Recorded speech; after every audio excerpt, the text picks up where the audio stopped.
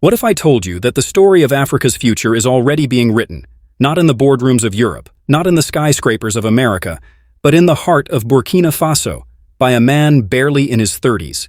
And what if I told you that the richest man in the world, Elon Musk himself, is watching closely, praising this young African leader as a symbol of hope, courage, and innovation? This is not just another political story. This is the rise of Ibrahim Traore, a leader who defied the odds, stood against centuries of exploitation, and dared to imagine a future where Africa no longer begs, but builds.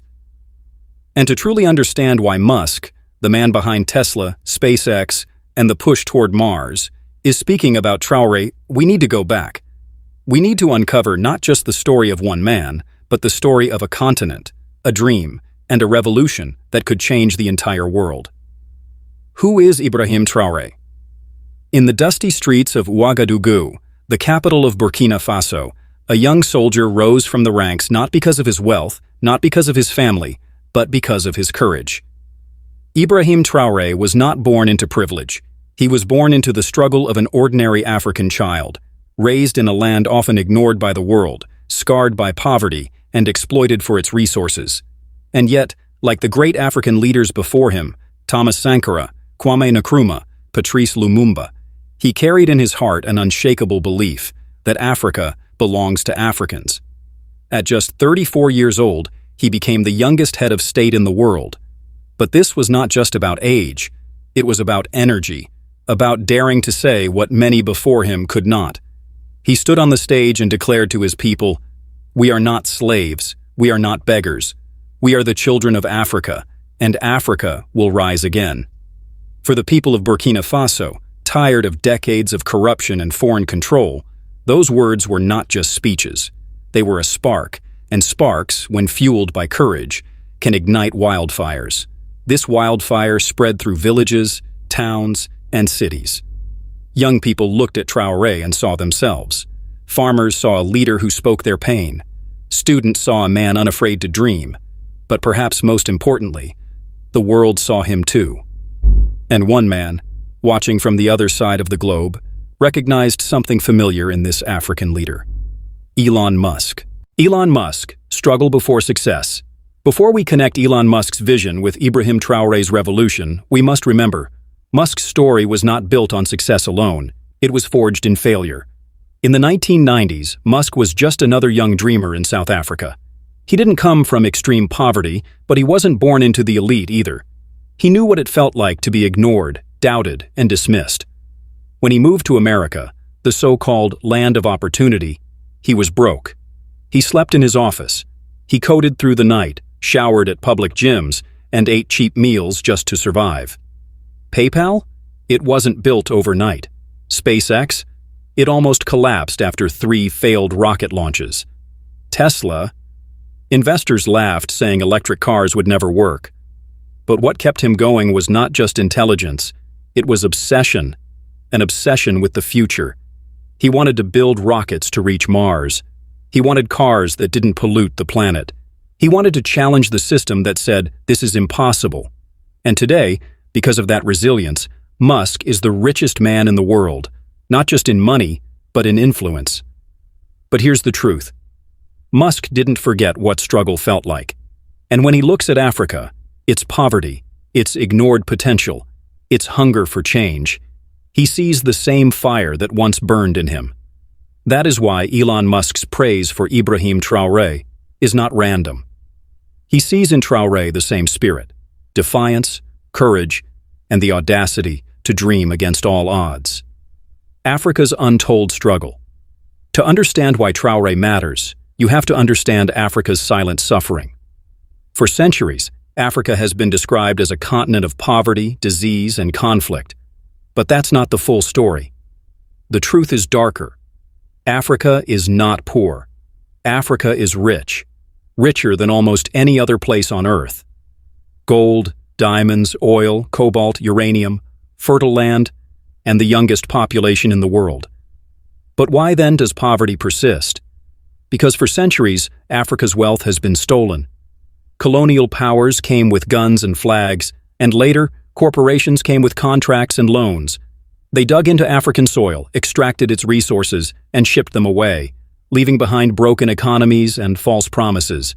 Even after independence, the system did not disappear. It simply changed its mask. Loans from international banks that trapped nations in debt. Aid packages that looked generous but created dependency. Multinational companies paying pennies for billions worth of resources. And worst of all, leaders who sold their people for personal gain. But now, something is shifting. A new generation is rising. They are educated, connected through technology, and no longer afraid. And Ibrahim Traore is their symbol. Because when he stands before foreign powers and says, Africa will not be your playground anymore, he is not just speaking for Burkina Faso. He is speaking for an entire continent. Burkina Faso's Green Revolution. When the world thinks of Burkina Faso, they imagine a small, landlocked country with little power. But under Ibrahim Traore, that image is changing. Fast. He understands that the true strength of Africa lies not in exporting raw materials, but in transforming them. Gold should not only be mined, it should be refined into jewelry, into industry, into wealth that stays at home. Crops should not only be grown, they should be processed, packaged, and exported with African brands, not foreign labels. And most importantly, energy should not be imported. It should be built locally. This is why Traore's vision is tied deeply to renewable energy. He looks at the endless African sun and sees solar power. He looks at the rivers and sees hydroelectricity. He looks at the wind and sees turbines spinning a future of independence. And here's where Elon Musk's influence becomes crystal clear. Tesla has already revolutionized energy storage and electric transport. Musk's vision of solar cities and battery-powered homes is exactly the kind of future that Africa needs. So when Musk praises Traore, it is not just a compliment. It is a connection. It is a recognition that the dreams of Africa and the innovations of Silicon Valley are moving in the same direction. Burkina Faso's green revolution may be small now, but it carries a message larger than the nation itself. Africa will not just survive the future, it will help build it. The enemies of progress. But no revolution is born without resistance. Traore's rise has not gone unnoticed. For every young person cheering his vision, there are powerful forces plotting in the shadows. Foreign corporations that lose billions when Africans demand fair prices. Politicians in other nations who fear that their own people might rise up and demand the same courage from them. And yes, even within Burkina Faso itself, there are elites who benefited from the old system, desperate to protect their wealth. The weapons used against Traoré are not always guns and bombs. They are whispers, propaganda painting him as a dictator. Rumors spread online to weaken trust, economic pressure from institutions demanding he follow the rules. This is the silent war. A war not fought on battlefields, but in newsrooms, in boardrooms, and on social media feeds. Yet for all this pressure, Traoré has something the old powers cannot stop: the people. In villages, farmers chant his name. In schools, children carry his photo. In the streets, youth declare they will defend him with their lives. And beyond Africa, voices like Elon Musk echo their support, making it harder for the world to ignore. Still, the danger is real. History has shown what happens to African leaders who dared to dream too big: assassinations, coups, betrayals. The question now is, will Ibrahim Traoré survive long enough to see his vision fulfilled? Or will the enemies of progress strike before Africa rises? The Musk-Traoré connection. On the surface, Elon Musk and Ibrahim Traoré could not be more different. One is the richest man in the world, building rockets to Mars and cars for billionaires. The other is a young African soldier leading one of the poorest nations on Earth. And yet, their paths cross in an unexpected way. Musk speaks often about building a multi-planetary future. But to build rockets, you need cobalt, lithium, and rare earth minerals, materials found in abundance in Africa. Tesla's batteries depend on the very resources that lie beneath African soil. SpaceX's future cannot exist without the minerals Africa controls. So when Musk praises Traoré, it is more than admiration. It is recognition. It is acknowledgement that Africa is not just a supplier, it is a partner in humanity's future. And Traoré understands this too. He doesn't want Burkina Faso to simply sell its resources cheaply. He wants Africa to negotiate as equals, to say to the Musks of the world, if you want our minerals, then you must invest in our schools. Build your factories here, train our engineers, share your technology. Treat us as partners, not servants. This is the boldness that makes him different from past leaders. He is not against the West. He is not against progress.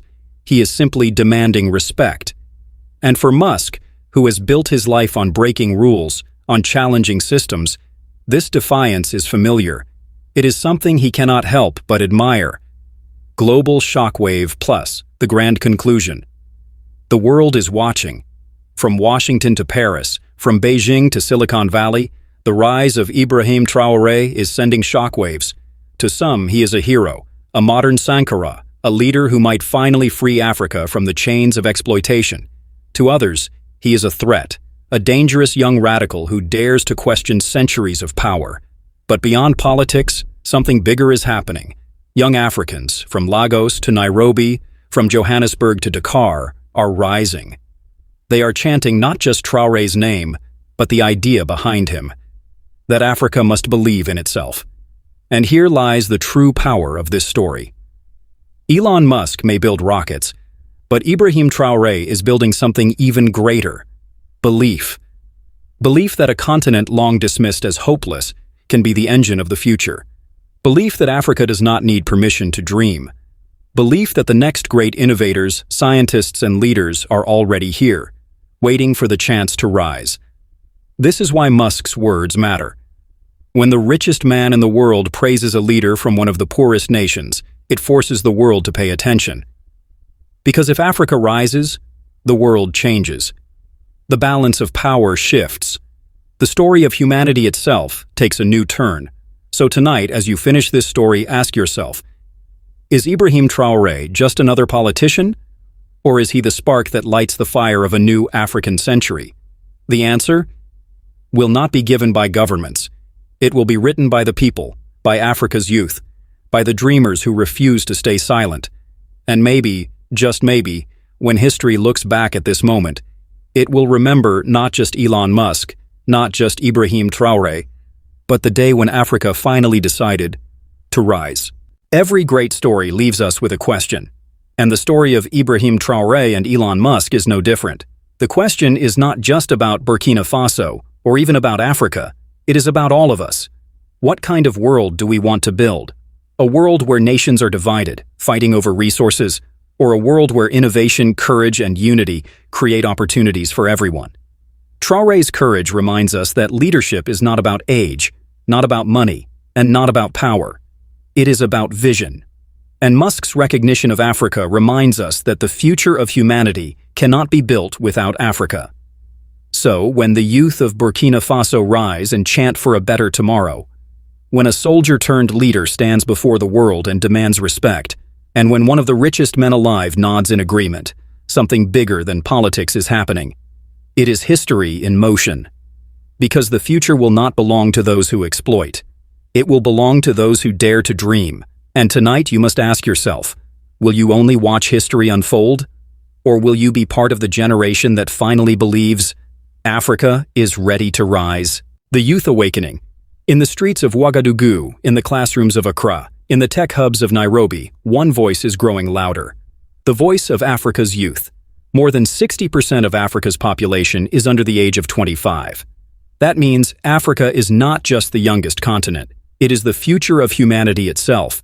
And when Traoré stands tall, he is not only speaking for Burkina Faso, he is speaking for millions of young Africans who are tired of waiting for change. They are coding apps, launching startups, building solar farms, and designing tomorrow's cities. This is a generation that does not want pity. It wants opportunity. And when Elon Musk recognizes this energy, it is because he knows the next Tesla, the next SpaceX, the next revolutionary idea could come from an African garage, an African classroom, or even a dusty street where a child dreams under the open sky. The youth are no longer the future. They are the present. And they are ready to rise. The global shift. 3. For centuries, the world has looked at Africa only as a supplier of gold, diamonds, oil, and labor. But now, the narrative is changing. China invests billions in African infrastructure. The West competes for access to Africa's rare minerals. Tech giants set up data centers from Lagos to Cape Town. Why? Because they know something that the world is only beginning to realize. The next global economic power is not America, not Europe, not even Asia. It is Africa. And Ibrahim Traore, whether he knows it or not, has become a symbol of this shift. When Elon Musk nods in respect to an African leader, it forces Wall Street, Washington, and Paris to rethink their strategies. This is not charity. This is not aid. This is power. And the balance of power is tilting southward. The question is not if Africa will rise.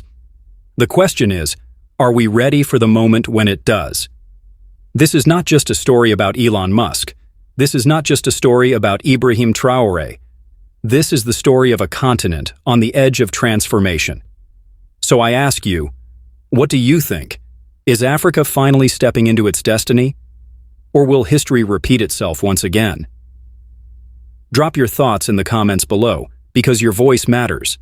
And if you want more powerful stories like this, don't forget to like this video, subscribe, and turn on the bell icon so you never miss the revolution that's unfolding right before our eyes. Until next time, stay curious, stay bold, and remember, the future belongs to those who dare to dream.